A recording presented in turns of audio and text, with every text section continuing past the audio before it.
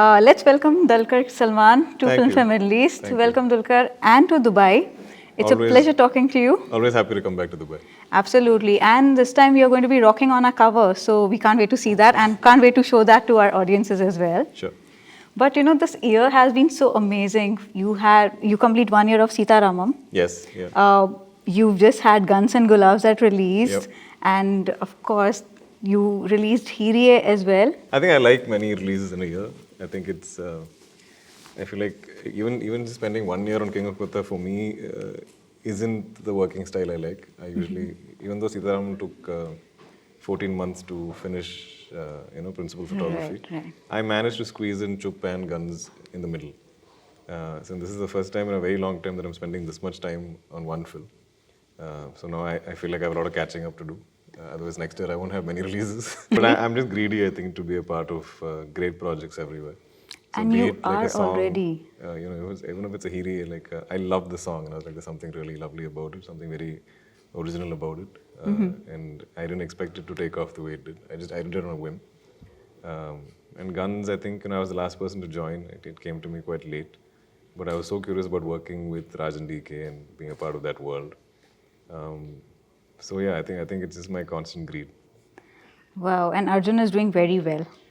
Yeah, it was a fun character. It was a very interesting character for me to play because he's much older than I am, and he has a grown-up daughter, and he has all these complexities and layers and skeletons in his closet, and Absolutely. which keep coming back to bite him. And so it was very, very human. I thought it was good to see. Everybody in that show is also kind of grey. I think King of Kotha also has that kind of complex characters. Mm-hmm.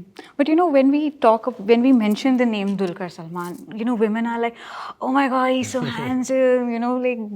They use words that I cannot obviously say on over here. And then you take these kind of risks because every time you're going out there, putting yourself in that intense or a grey role or an action, it's kind of taking a risk. So how open are you to that? Not sticking to something that really works with the audience. I think that's the easy way out, and I'm not drawn to making the easier choices. I want to be afraid of what I'm going to do. I want the challenge. I want to do things that people assume I can't do or tell me to my face that I can't do. And then I'm like, I want to do it. I still love romance as a genre. It's I think from when I was young, it's something that I love to watch. I love to read. Even my musical choices and stuff. So maybe I think that's why I resonate well with it. But I also think I don't want to only be slotted in that one box. Right. I think if I keep doing it, I'll keep attracting only that type of film. And, so also when you do certain timeless films in that genre, then you don't want to do mediocre stuff in the same. Absolutely. You should do memorable ones. So I'm always open to it, but I think my sort of yardstick went up higher with Sitaram. Absolutely. Also, you've become very unpredictable because there's no saying which way What I'm going to do what next. you're going to do next, Yeah. which way his car is going to go next. Yeah, I like that. I like that as in because it's nice to surprise the audience. Otherwise, if they're able to predict what I'm going to do next, or if it's going to be another love story or something, they might choose to watch or not watch. I think when you surprise them, there is a curiosity that hey, what is he up to now? What does he have in store for us now? Let's go check it out. Right. I think that is also important for us. And also as an actor, I think it's very important for me to keep refreshing my filmography or my year, like when I go from film to film. Right. If I'm kind of doing the same thing, then I don't want it to ever feel like a job. I don't want it to ever feel monotonous or repetitive or, like a chore. I want to be excited. I want to be challenged. I want to be scared. Right. But we have seen you in in a short span of time, we've seen you do a multitude of roles and a variety of characters, Yeah, in What is different it? languages also. Across languages, across genres, which is again, amazing. Yeah. But what is the real Dulquer, right? I think I'm pretty transparent. I'm pretty. I am what you see. I'm quite calm. I'm very patient. I try to be very positive about things, but I'm also a big overthinker. I worry a lot about everything. I think it's also because I want to do great work. I want that acceptance. I want the validation in some form or the other, because I think from when I started off, there's always this question about, oh, but he's not as good, or he's not as talented, etc. So I think I'm always trying to prove that, you know, and I don't want to just be charming or easy on the eye. Those are not something that I have to put effort into, right? Sometimes you're just blessed. That comes naturally, Yeah, so blessed like, with genes. Blessed with genes. So like I'm like these other things that are in my control in terms of how I perform a character, or how Correct. I embody that character, or how much I lose myself and not appear like myself in those films. I think that is the challenge. I think now so much I think of my off-screen persona is at risk of becoming larger than my characters. So I don't want Wow. it to become. No, but I must say that, whatever role that we have seen you in, it seems like you have embodied that completely. Yeah, so I hope You I get to become keep the doing that. role, you become the character. So I think it is really good there. Thank you. But tell me, when you started off, see, in the South, of course, you came in as Mammootty's son, everyone Yeah. knew. But for an outsider, like, when I say outsider in the sense that we were introduced to you through in Hindi cinema. Right. For us, it was like, who's this guy? Oh, he's Mammootty's son. Which I love. I think maybe that's why like I've liked getting these opportunities in other industries, because there I'm just seen as this actor. There's no other baggage. Correct. But you've There's earned no your last- spot now. You've earned your spot. You have earned that space where you are being recognized for Dulquer Salmaan. I'm very happy Without about that. the I'm yes. very, very happy about that. I think so is my family. I think they're also proud of you have a son. I think one day when he makes a name for himself, it's very Of important course. to you and to him, right? I think we all need that confidence, True. that self-belief. I think when you get that kind of recognition, I think it gives you the confidence to push harder, to try bigger things, Right. better things, course. go into zones that you were scared to go into. So I think we keep feeding off of this. We feed off of the recognition or this acceptance we get in the films that we do, and then feed off that confidence, and then try and do better ourselves and do better work. Right. Yeah. But along the way, did you ever feel that kind of a pressure yourself as an artist? Because, Mammootty sir's shoes are big ones to Big fill ones in. to fill. Absolutely. No, that's always been there. I think, especially in Malayalam, I feel it the most. But I think my choices, or my choosing to find my own cinema, different from his, find my own rhythm, or like just my own persona, I think that was also important. Right. And I think that has helped distinguish me from him. Also, we don't really look alike. I don't have his name in No, my, you have carved your own in my niche. name. I think that's also helped. I think he was very smart about that. I think he was very wise when he gave me my own name. You have gone beyond being a star kid for sure. Thank you. Thank you. Thank you. Tell me, how have you dealt through Fridays are always jittery. Yeah. But how have you dealt with the hits, the flops, that, what is it going to be? How much of the box office outcome has mattered to you? No, I think it matters to all of us. I think when you get the big box office, that means it's the most number of eyeballs. It's the most number of people watching the film, loving the film. But the rush of that hit, or the pain of that flop per se, both these hits you hardest on that weekend. Right. Beyond that, you don't live in that feeling. So even if you are feeling that rush, that whatever little nasha we get, it doesn't last beyond that Sunday. And the same thing goes for a bad film. I mean, you will be a little gloomy, but the best way to overcome it is to keep working, keep doing what you can. But somewhere, we all always embark on films with the intention of making good films. Absolutely. So when sometimes it is not loved or accepted or rejected, for that matter, it is heartbreaking. I won't take away from that. Sometimes reviews can be painful, like if somebody is singling you out or whatever. But I but feel not a real chup happening over there. no. But I think the best way to kind of is just keep going forward. You just keep moving ahead. You keep doing more and more work, and then. But there are some actors that I envy who are quite zen, like nothing affects them. Like, You want to name a few? like I've heard of like Ranbir being super zen. Whether it's a hit or flop, it doesn't affect him. He's always the same. And I'm like, oh, that would be such a nice way. Or like Dhoni, Right. he's the way he handles even the game. He's always been so like nothing affects me. He seems very unfazed. He doesn't lose focus. He doesn't shout about his success or Right, even deals with any failure quite the same way. And I think as I get older, I would probably want to get to that zone. That would be great. This is such a great time for movie lovers. Like for us, it's a treat because we have, we have access to a lot more content than there was earlier. We Right. have access to stars across like pan India. Right.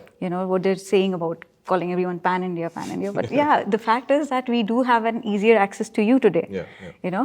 So how is it for the stars? Like for you, how is I it think like for all actors and technicians across industries, across the board, there can't be a better time. I think this is the best time because there's so much exchange that happens.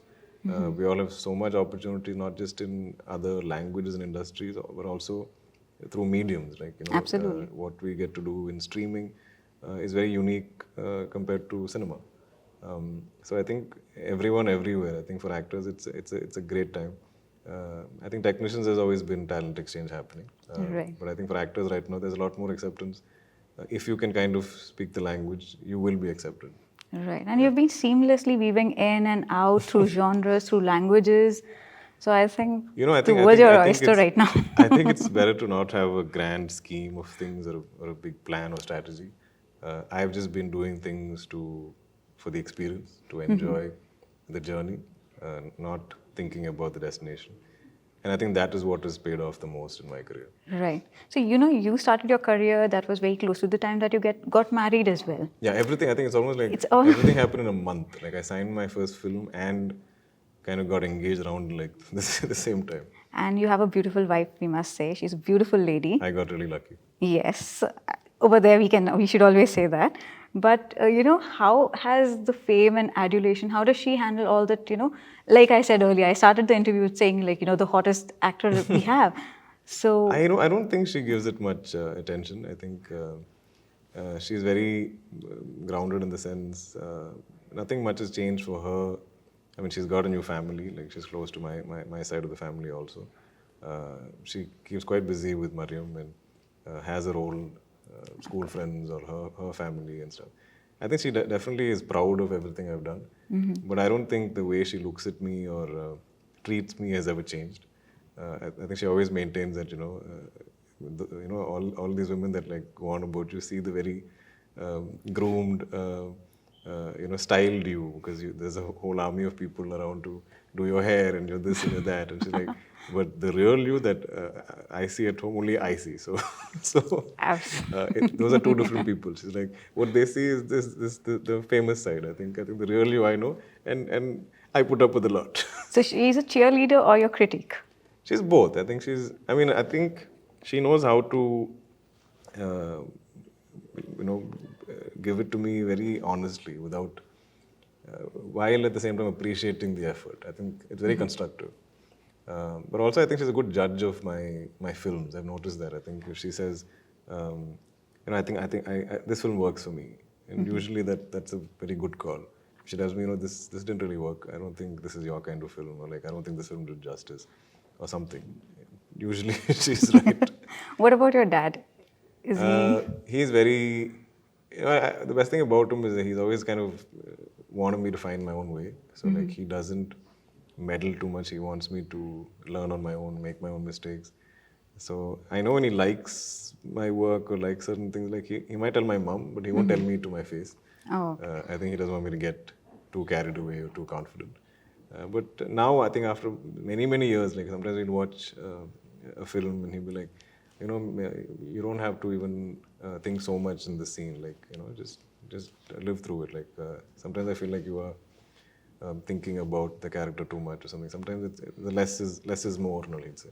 Right, So right. now I feel like, okay, the fact that he's giving me some feedback is taken me 10 years for him to. Otherwise, when I was younger, he'll just be like, Huh. But there any words of wisdom that he gave you, like, at the I start think of the the best, career best that you've line, stuck not at the to? start of my career, I think like when I was going through a lot of insecurity and worry, and if I was getting a lot of criticism, it was bogging me down. I think the one thing he told me, which has always stayed in my head, is he's like, between action and cut, think you are the greatest actor in the world.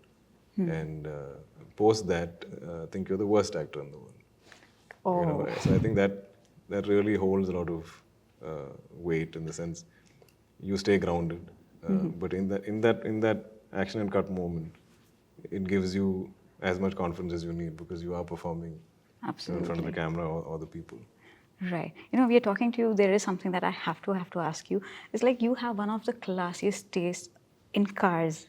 Like Thank you're you. like a genuinely car guy. Yeah. Because your collection doesn't reflect just having money Right. to buy, but But I've just noticed that a lot of them are European. One is Italian. No American and no Japanese car. I know I have a lot of Japanese cars actually, You and do? especially I love all of these SUVs from.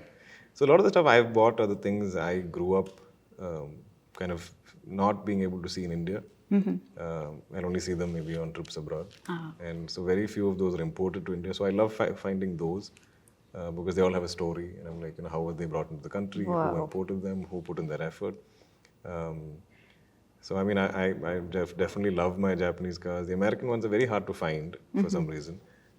I do have a couple, but like generally it's more the era that I like, the stuff that I like is harder to find, and then a lot of the collectors are quite happy holding on to them, and I'm fine with that. I'm like, if it's something that you really love, you should hold on to it.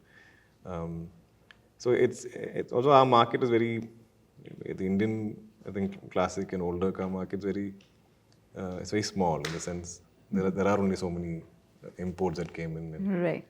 so it gets a little difficult to source things, which is why like I come here and I'm always browsing through the classifieds. I'm like, oh man, if this was available in India, like I would love to own one of these. You have a favorite among them? I mean, I get drawn to. I love the 60s and 70s era American cars, the American muscle cars. Wow. So Camaros and Mustangs and Hemi Cudas and stuff like that. But I think every era was great for certain almost like certain cars from certain countries or certain continents. I think the heyday of BMW was maybe the 80s and 90s. Also, I think Mercedes is also as good. I like the older Italian cars with, when everything was more manual. And I think the best thing about Italian cars is when you drive them, all of the emotion comes from the sound of the car, and a lot of the time it is all from the engine, not. I think a lot of the kids today think what comes out from the outside of the car, from the Exhaust. that is the That is true sound. the muscle. So they're like, Yes. I put a new exhaust on my car or something, and I'm like, no, it's like everything from here, that true induction sound, and individual throttle bodies. That is the greatest sounds that cars make. So this is like a fun thing that we are doing. Very quick answer, like a short one. Sure. Okay. So one movie of your father that's been a constant inspiration for you. I keep mentioning Taniyavarthanam. It's a film that really moved me when I was younger. Then I love all of his sort of the superstar gangster type movies like Samrajyam and Dalapati and stuff. I think of late recently, Bhishma Parvam was great. Wow. Which is the one movie that you can't wait to show your daughter? Of my dad's? No, of yours. I think she's watched Ustad Hotel. I think she's watched Kuru. Sitaram stressed her out. Towards the ending, she was really stressed, so then we stopped it. One superpower you wish you could have? I want to be in two places at the same time, so I can be at work and at home. Okay, this is a must for all husbands. What's your weakness? One weakness, There are many, I think, in terms of food. I have to really cut rice from my diet a lot because of what I do. Guns, we did a little promo in Bangalore, so we went to Nagarjuna, and I was only eating rice and ghee and podi. So what is the one rumor that you've heard about yourself that you wish was actually true? The most recent one that I heard, which was great, was that my dad is funding my Hindi career. Why do people negate the fact that I am now earning for myself? If you were in a Fast and Furious movie, which character would you want to be and which car? I think Paul Walker and the R34 GTR. One quality of your dad that you'd want to imbibe? His confidence, like he can really own the room when he wants to. I'm still quite afraid all the time. What comes most easy to you? Okay, is it love and romance or intense and action? I think love and romance, I gained confidence over time because people kept, like I said, giving me that acceptance, and therefore now I feel like, oh, this is a space I'm good at because people like it. The intense stuff, I think, is what I genuinely enjoy. Any heightened emotion is great. I think action, because I only do it sporadically, I feel like I don't fully like my body language with it. So I want to start training more and getting better at that. As a teenager, whose posters did you have up in your room? I would mostly had car posters. Is there any actress that you want to kind of really, who's on your wish list? Now? Yeah. Presently? I'm very open. I think I find these interesting pairings quite unique, unexpected. Maybe like Deepika or I really like Alia's work. I have not worked with Sam in a film, Samantha. Me and Rashmika have been in this film, but not paired opposite Not each opposite each other. I think anyone I've not worked with, I'd be very curious because there's always a certain freshness to seeing a new pairing. Absolutely. Yeah. Thank you so much for Pleasure. talking to us on Filmfare Middle East.